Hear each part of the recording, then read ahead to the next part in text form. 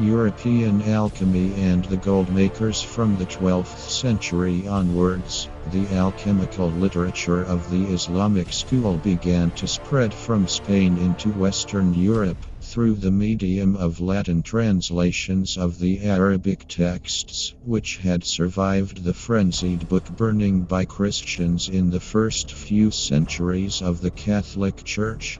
Scholars eagerly embraced the new learning, and their writings led to a wide dissemination of alchemical ideas. At the same time, however, the unfamiliar nature of alchemy and its strange jargon of terms led to much confusion of thought in medieval Europe. The ideas and allusions of the original writers were often distorted into unintelligible shapes by commentators who were satisfied to accept literal interpretations of cryptic statements and to manipulate the impressive alchemical vocabulary. All the while, they had no idea of the multi-level meanings of alchemical terms. One idea, however, was transmitted with an all too literal accuracy. This was the imagined possibility of producing gold artificially.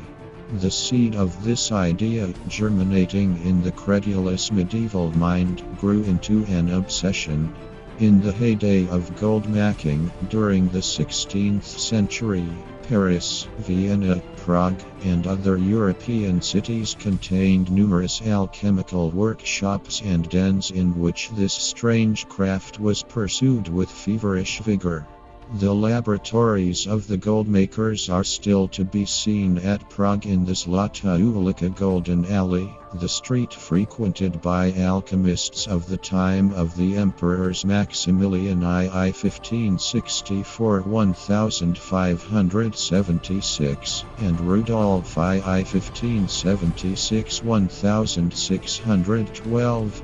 The possibilities and malpractices of gold making were viewed so seriously by those in authority during the 15th century that alchemistic activities of all types were prohibited in various countries, including England, and the making of gold and silver was against the law.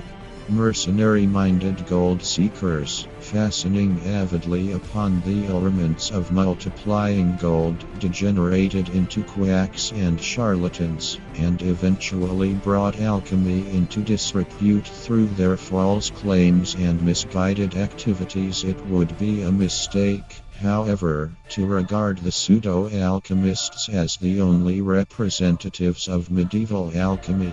More credit can be attached to the thought and work of alchemists of the philosophical and mystical types.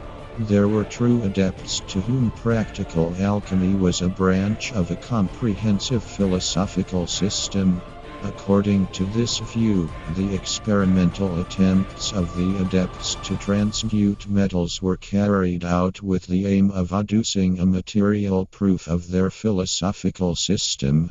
On the one hand ranged the elect fraternity of alchemical philosophers, on the other stood the worldly-minded seekers after gold, those alchemical outsiders, disdainfully dubbed souffleurs or puffers. That there were various types of alchemists is clear, but sometimes the distinctions between these two diametrically opposed groups have been forgotten.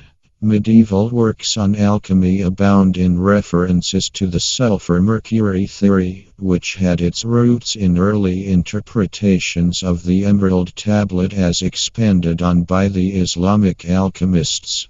By the early Middle Ages, these two generalized ingredients were considered universal. Thus, in the 13th century, Roger Bacon wrote as follows in his Speculum Alchemae, the mirror of alchemy. Alchemy is a science teaching how to transform any kind of metal into another through the use of the proper medicine. Alchemy, therefore, is a science teaching how to make and compound a certain medicine, which is called the elixir, when it is cast upon metals or imperfect bodies or any kind. It fully perfects them in the very projection. The natural principles of this elixir can be found in the mines and are sulfur and mercury. All metals and minerals, whereof there be sundry and diverse kinds, are begotten of these two. But I must tell you that nature always intends and strives to the perfection of gold, yet the many accidents coming between change the metals. For according to the purity and impurity of the two aforesaid principles, sulfur and mercury, pure and impure metals are engendered. The sulfur and mercury of this theory were not held to be identical with the common substances bearing these names.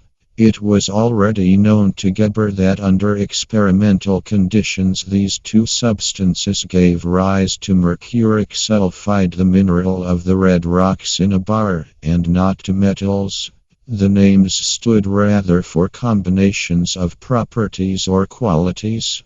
For example, sulfur was sometimes held to typify visible properties, such as color, while mercury represented invisible or 19 occult properties, such as fusibility. The view was widely held among medieval alchemists that when ordinary mercury or silver and gold were divested of their grosser physical properties, they yielded philosophical or sophic mercury and sulfur, that is to say, the mercury and sulfur of theory. Sophic mercury was often called fixed mercury, that is, the solid essence or archetypal core of mercury. Thus, the mercury of the philosophers, the essence or soul of the metals, divested of the gross physical properties represented by earth, air, fire, and water, was often identified with the first matter of the Greek philosophers. The idea is simple, really. Strip a metal of these qualities, and it yields the one primitive matter. Impose the appropriate new qualities upon the primitive matter, and the desired new substance is attained. The metals are similar in their essence, and differ only in their form, wrote Albertus Magnus in De Alchemia. In another work he added, one may pass easily from one to another, following a circle in truth. The modern atomic theory of matter expresses a strikingly similar conclusion. It was probably the alchemical doctrine of the unity of all things that led to recognition of mercury and sulfur as the counterparts of man's spirit and soul. Later, the original sulfur-mercury theory was extended by the addition of salt or magnesia as the third member of the so-called tria prima, the three essentials or three hypostatical principles. This system is commonly represented by a triangle in alchemical symbolism. In the physical realm, salt represented the principle of uninflammability and fixity, while mystically, it was associated with the body of man.